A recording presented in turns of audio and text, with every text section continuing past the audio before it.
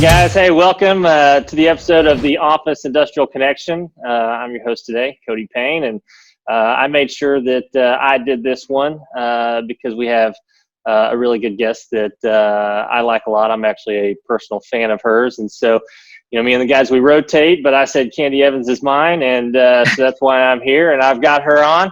And if you don't know her, she's been in the news and media industry for a long time. Runs a great website, candysdirt.com, and she's always been around to break the latest news. I don't know how she does it. I don't know where she has all these little bugs and people running around the Metroplex that have insights before everybody else. But that's why I wanted to have her on. Candy, how you doing? Hey, I'm terrific, and I'm really not in the Bay Area, but it just kind of makes me think that I might want to be there. So there you go. I'm right here in Dallas, but I wish we had. Well, we do have bridges in Dallas, but that's a gorgeous one. I'm so glad to be here. And how are you all surviving? You doing okay? Yeah, no, we're doing good. Most of the staff is working from home. Me and a select few guys are still here, and we're obviously very, very cautious. We only go here and go home, and nowhere else. And, I hose the guys off out front before they come inside. And, wish I could be there for that. So, yeah, no, we do well. But, hey, I got to ask you, so, give us a rundown on Candace Dirt and kind of what you've been doing and what you've been seeing out there real quick. Well, I will tell you that our traffic is up so exponential. I actually, when I first started checking our traffic after all this started, I was like, wait, something is wrong, because quadrupling of online traffic. Well, then I found out that the same thing was happening at the Wall Street Journal, at Mansion, and the folks at Zillow, same thing. People are just searching and searching and searching for homes. And I'm going to tell you, the most exciting news came in today, and I haven't even written this yet. You guys are getting it first. But I had reached out to Zillow yesterday and said, hey, I'm going to be on a show tomorrow. So give us some of the traffic stats, the searches. And here's the deal. So Zillow's traffic is up. Real estate traffic searching in LA is up 32%. It's also up in Houston, Dallas, Atlanta, Phoenix, Las Vegas, up by about 20%. Now, what that means, we think, is that people in some of these hotspots like LA and New York is still kind of bad. They're searching, but their search is down right now. But we think what's going to happen is these guys are looking for real estate. They're either looking to get out or they're looking to get in, because guess what's going to happen is everyone moves out, the prices are going to come down. So that's kind of the hot thing there. The low for all traffic search was March 24th. That was the low. That was the day across America when people said, we're not going to look for homes, we're freaking out. But it's been going up. It's been going up since then. And I think we're going to have a slowdown, but the latest that I've heard is that it's going to be sort of a check mark curve. It's not going to be a super V vertical like this. It's going to be more like we're going to slow. But the real estate, something like that. But the real estate market is definitely holding its own because, of course, don't forget, this was not a real estate driven crisis. This was all it's like an artificial crisis, like a war almost. We were attacked by this virus. So people had to react. And we think at Candace Dirt that the home is going to be more important than ever. Spoke to a lady yesterday who reached out to me. She specializes in creating home gyms. Like an in-house gym? Yes. And her concept, and she's been doing this in some other parts of the country, her concept is she comes in, she outfits it all so that you and the family can actually have like a trainer come to your house and have the whole family come over and train at a certain time in your room. We're going to see a big increase in home gyms because I think that people are going to kind of pull back from the public gyms a little bit. I think Gold's Gym shut down in Dallas. Well, and a lot of those big gyms, they, for people like me, they don't have enough weight. So, I need to bring it in home myself. Hey, listen, we're going to get you. Give me the old Bowflex.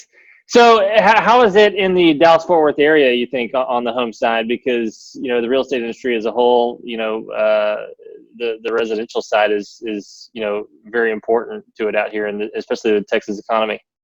Absolutely. Well, we've kind of got a double whammy here, too. We've got oil now with some issues. And spoke to, in fact, we're going to have we're posting our podcast or our a Zoom interview on Friday, I believe, with Ryan Rogers, who is one of the top agents in Austin. And I said, Ryan, what is going on? You know, what are you seeing down there? Because you've got all the Houston guys with their big lake homes and stuff. Let me tell you, you want to get a lake home now?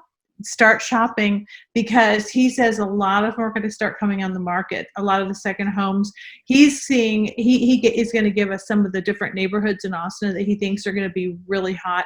But mostly in kind of west of Austin, they're seeing a lot of those little communities, just people just wanting to go out there and live. People are going to definitely want more of a home with a little bit of a yard.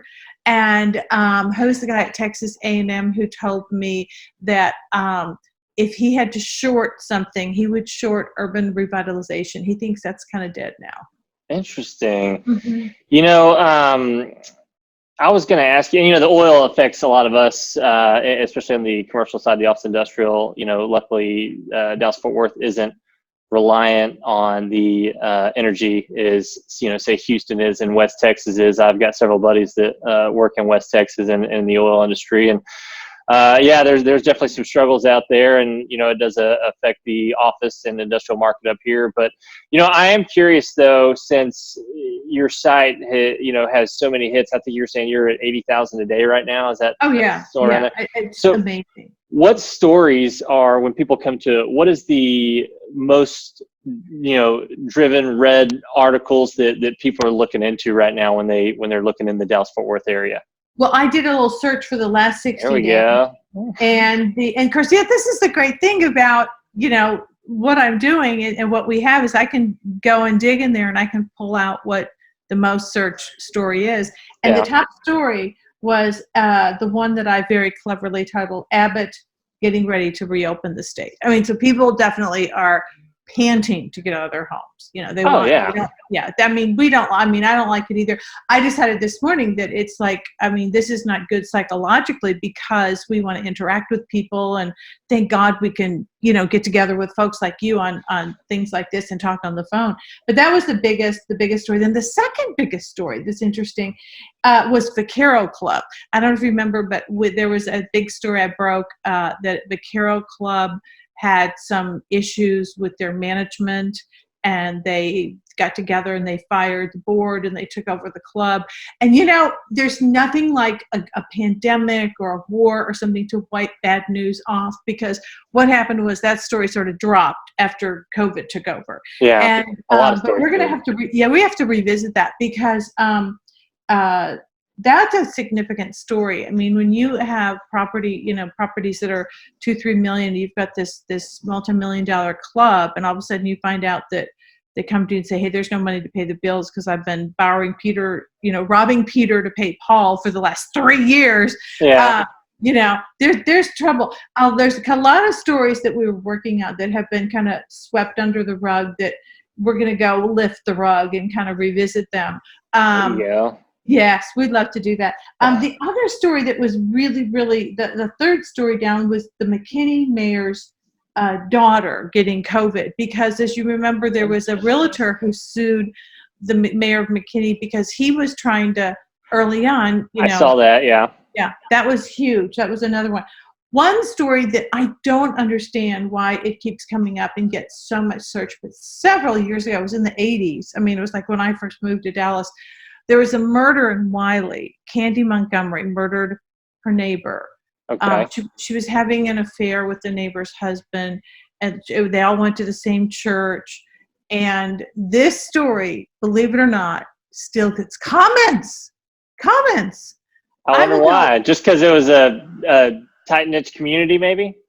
Well, there's people from around the country that still read this story. I think that was such it just touched so much of a nerve with people that it's becoming like a cult following.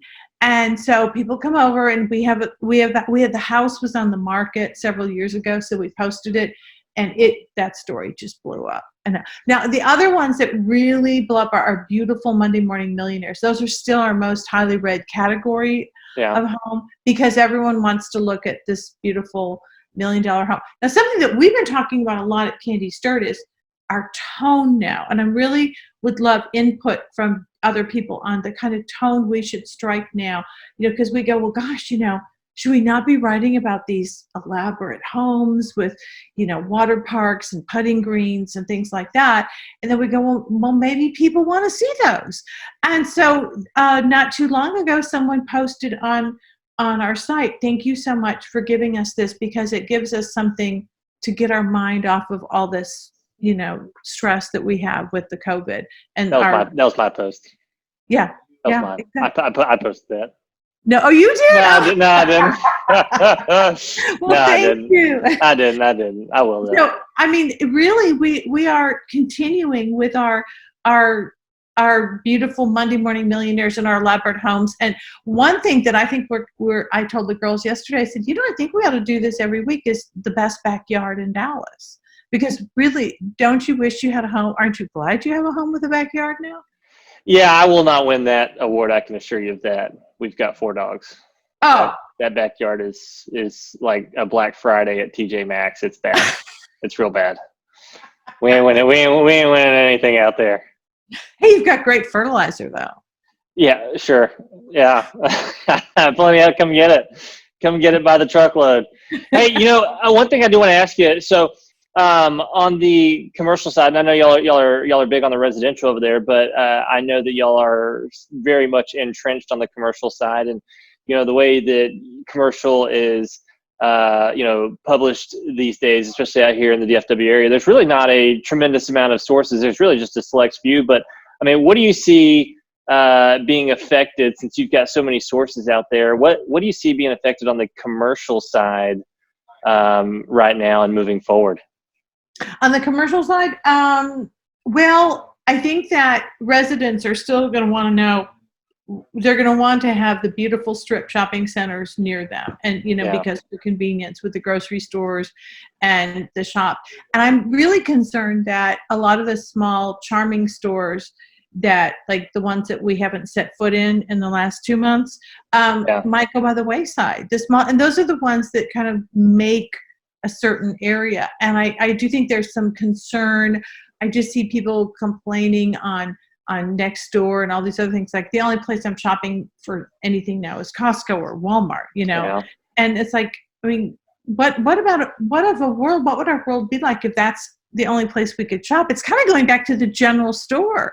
It's like we're going to have it like Costco and Sam's are going to, and Walmart are our general stores, and that's all folks had, before.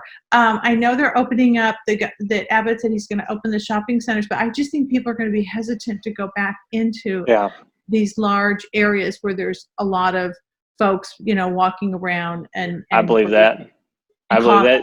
Do you know, so we've got a retail division here, and I was actually talking to one of my retail guys earlier this week, and over the past few years, since the internet boom, and online shopping has just increased exponentially.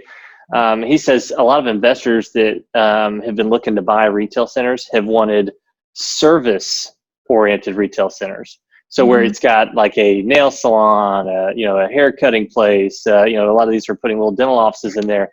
He says a lot of people have been looking for those, and he says a lot of those are being hit the worst right now because they've had to shut down and they have no internet capabilities. No, can't do my nails on the internet. They look awful. Yeah. Well, and my hair, we got guys. We haven't had a haircut in a while either. But but those are the ones that are getting affected the most right now. Now, I think they will recover, obviously, because people are going to, eventually get back out there. But those are struggling a lot right now. And so, I saw an article on your site about the SBA loan program. Yes. And small businesses taking advantage of those. And so what have you kind of seen on that end? And I'll kind of give you our take real quick, because we actually just closed out a office tower in North Dallas, and it had about 70 tenants in it. And, it was under contract during the whole, coronavirus. And we actually just closed it out about a week ago. And some of those tenants, had approached to the landlord about, hey, our businesses are being affected by coronavirus and whatnot. And so we got with them, helped direct them to an SBA lender, and that helped out a lot of those guys quite a bit. And so, that's one thing that we're telling landlords right now and what we have been is, there's other relief, besides just slashing somebody's, office or industrial rent. There's also assistance at disasterassistance.gov. And so, but what have you seen on that? Because I read that article, it's a very good one. And I know that a lot of business are struggling, and that's something very important to a lot of people. Well, definitely that was one of our highest read. I think it posted yesterday, and that got the tip top reading of the day. There's been a lot of controversy about that. And I know that there's been a lot of negative articles about the companies that have gotten it and saying, well, how come you got it in the small business? The problem we have to remember is it's not who got it, it's there wasn't enough money. And I just think that the government had no idea. This hit them like a ton of bricks. Yeah. Yeah. It was like, what? But they closed down the businesses, but they didn't think through what's going to happen, because our economy is a domino effect. I lose my job, I can't pay my rent. I can't pay my rent. You can't pay your rent. You can't make your bank payments on your note for your. No one owns everything anymore. The banks are part of this whole process. So it was this whole domino effect, and that happened. And so everyone went in there, and though it was first come, first serve, and it wasn't really well organized, because the big banks who got it were like, well, if you're not our client, we can't work with you, because they said, well, because we have to have your account so we can prove, that very picky and choosy. Yes, they were very picky and choosy. So now there's more money coming into, and I think there's going to be 2 more infusions of cash into that. There's not. I hope so. They need it. They have to do it. Yeah, absolutely. I mean, my feeling on this, and a lot of the experts I've talked to, is we didn't do anything. We were sitting here doing what we should do, selling our real estate, writing our stories, and all of a sudden, bam, stay home, don't do anything, don't go to work, close your office. Well, great. How do you pay the bills? So you give us the money to cover this, and they're going to have to do that. It's going to help the realtors, but it's still a little bit confusing. I saw a story from the National Association of Realtors the other day that there's, there a lot of agents, most agents are independent contractors, which bring me back to that in a minute. So, it's eat what you kill. And if you aren't able to go out there and hunt anything, you're going to starve, right? So they need something to tide them over. And that's what I think this is going to do. And I think it's going to be a little more, the lobbyists have gotten in there and kind of explained and really pitched the story and said, hey, you guys need to make this a little more accessible for the agent. So now what we're seeing in the real estate world is we had all these disruptors, which was really great because it gave us a lot of stuff to write about over the last 5 years. All the disruptors came up and, okay, we're going to change the whole way we sell real estate. We don't like this model.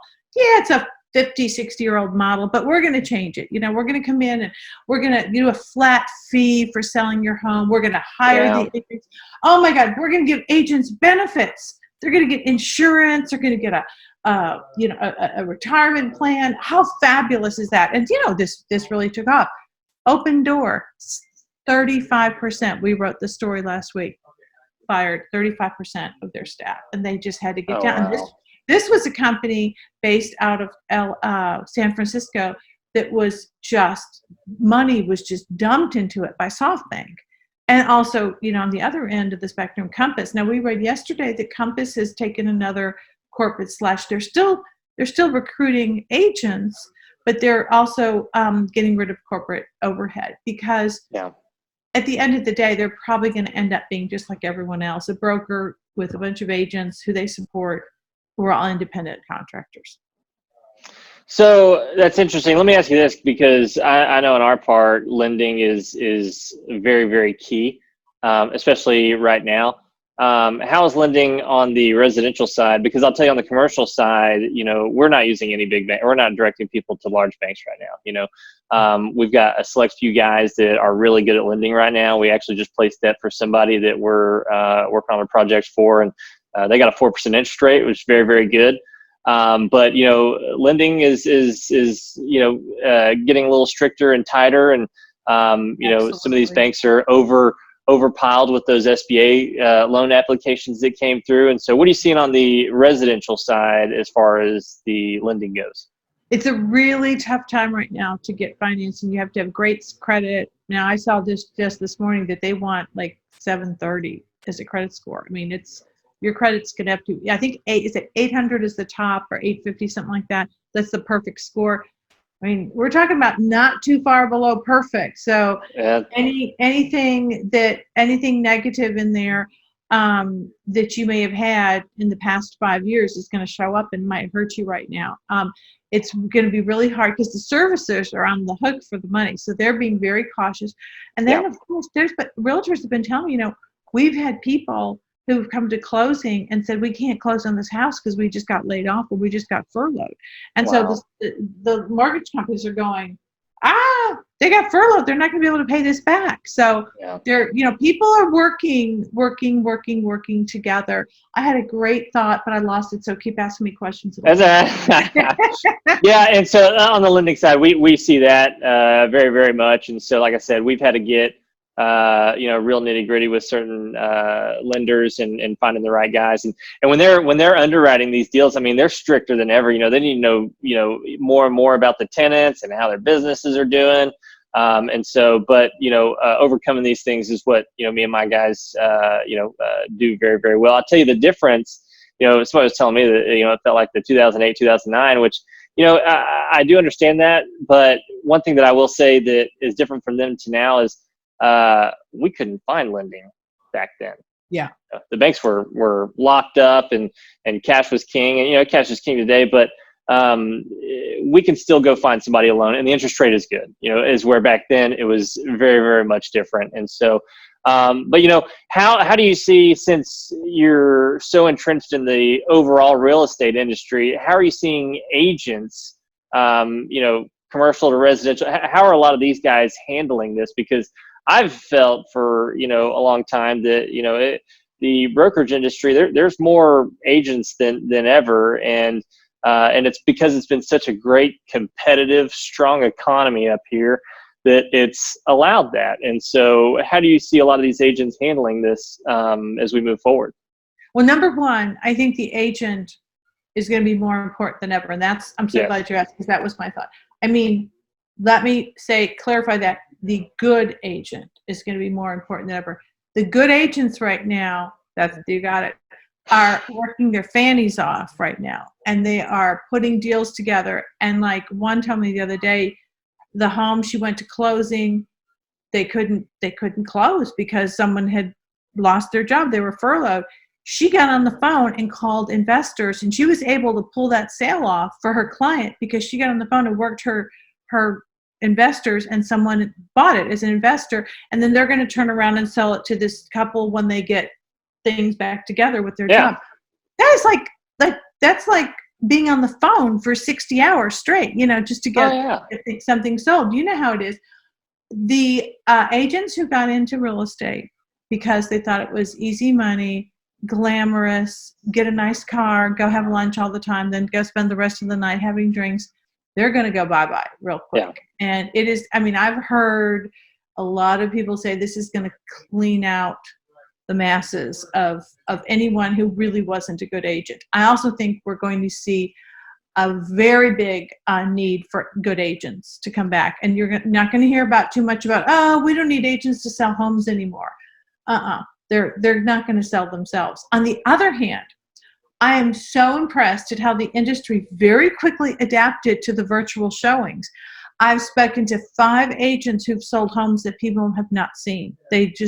They saw the home, they saw the visual tour, and Matterport. God, I wish I would have bought stock in these companies, because now they're all so important. And you have to have the technology, and that's the other thing. If you don't have that, and you don't know how to use get your website going with floor plans and super duper visuals, you're not going to make it. So the agents are they're sending off the videos, they're sending off the Matterport, they're sending off the blueprints to the house.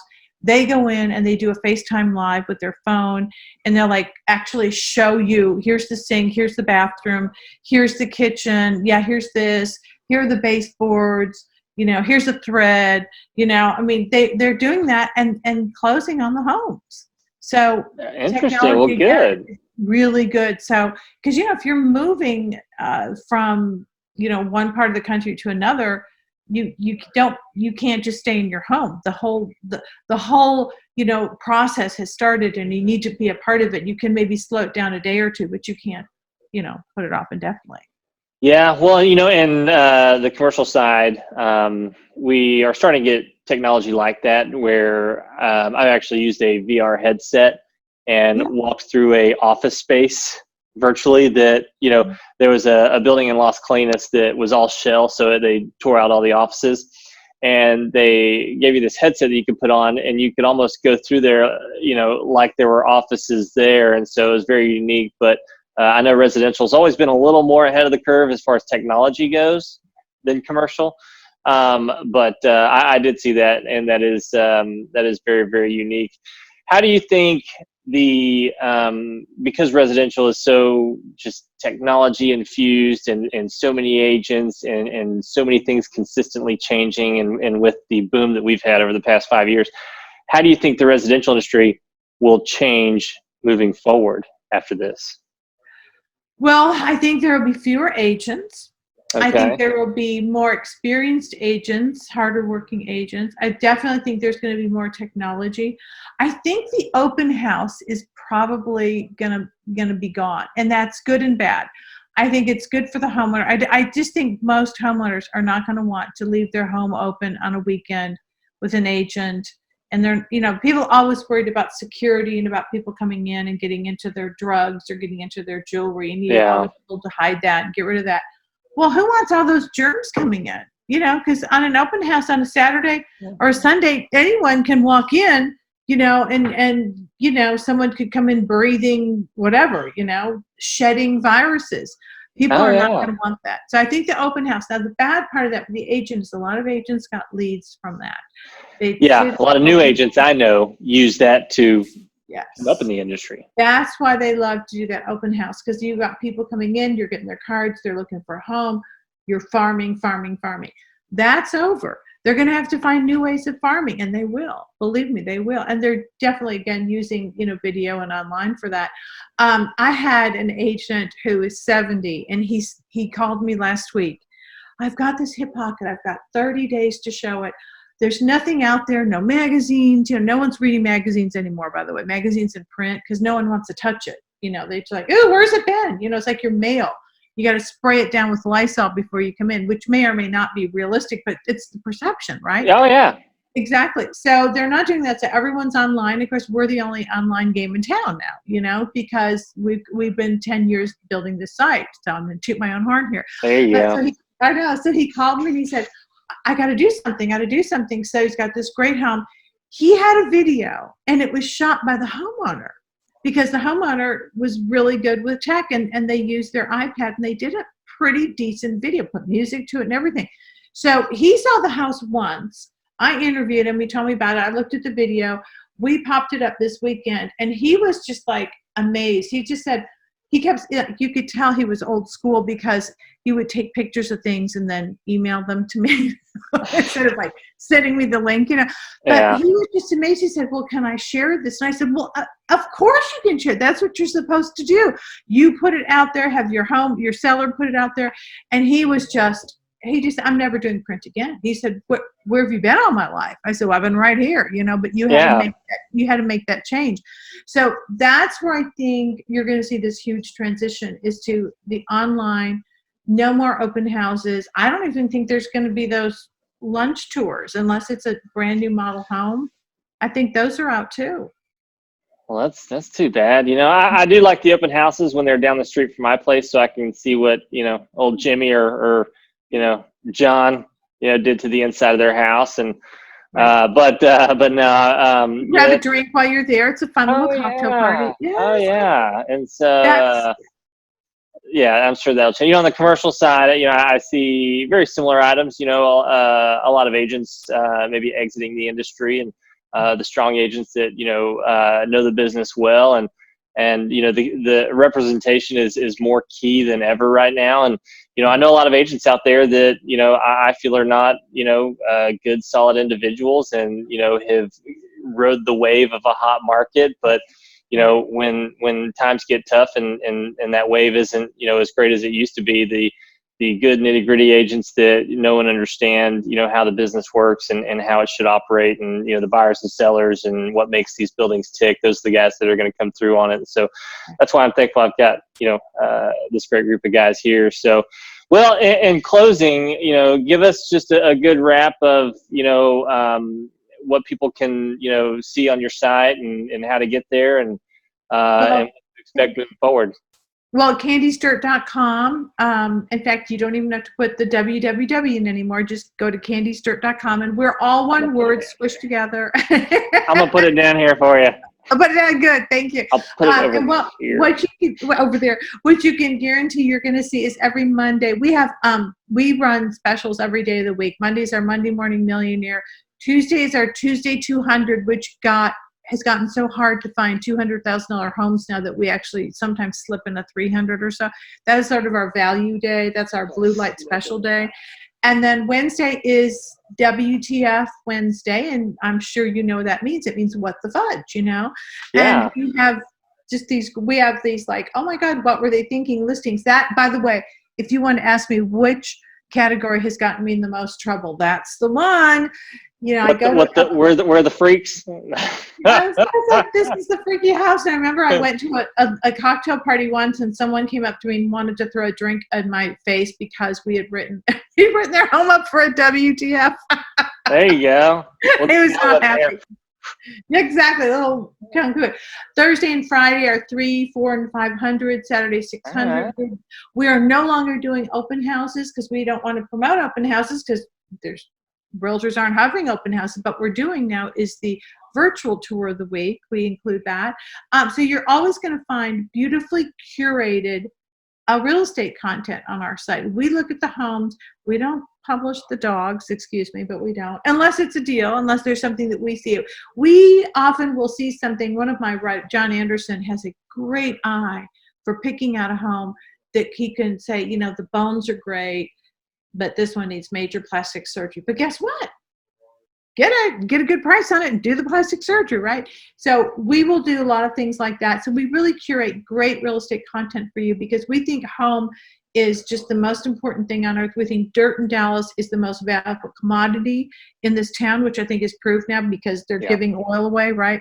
They're not giving dirt away. And I think we're going to see that we're going to have a dip in our market, but I'm dying to see what April did because I don't think our values are going down. I think they're holding steady. I don't think they're going to go up a lot. I think that, we're going to have fewer buyers because of this pandemic and because of all the 4 million unemployment claims. I mean, my God, those people aren't going to be able to buy homes.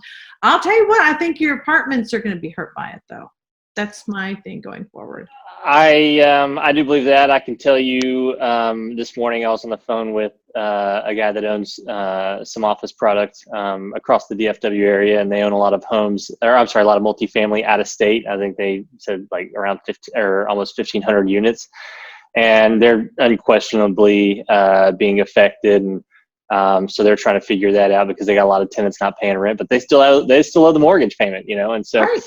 That's the thing that the government is going to have to look into we've got some relief for businesses and certain, individuals, but how are we going to help out the real estate investment owners? Because the private capital sector is what we specialize in. So private individuals, like yourself and whatnot. And they make up a lot of the, owned commercial real estate investments out here. And so, those guys struggle as well. A lot of them, rely on the income also. So, it's going to be very interesting moving forward. But yeah, if you don't know Candy Evans, candysdirt.com. Right here. Pretty much every real estate agent, in the Dallas-Fort Worth area and Texas knows this site, and it's probably one of the best places to go to get good DFW news from the all-around real estate, not just residential but also commercial. So, Candy, we really appreciate you coming on today.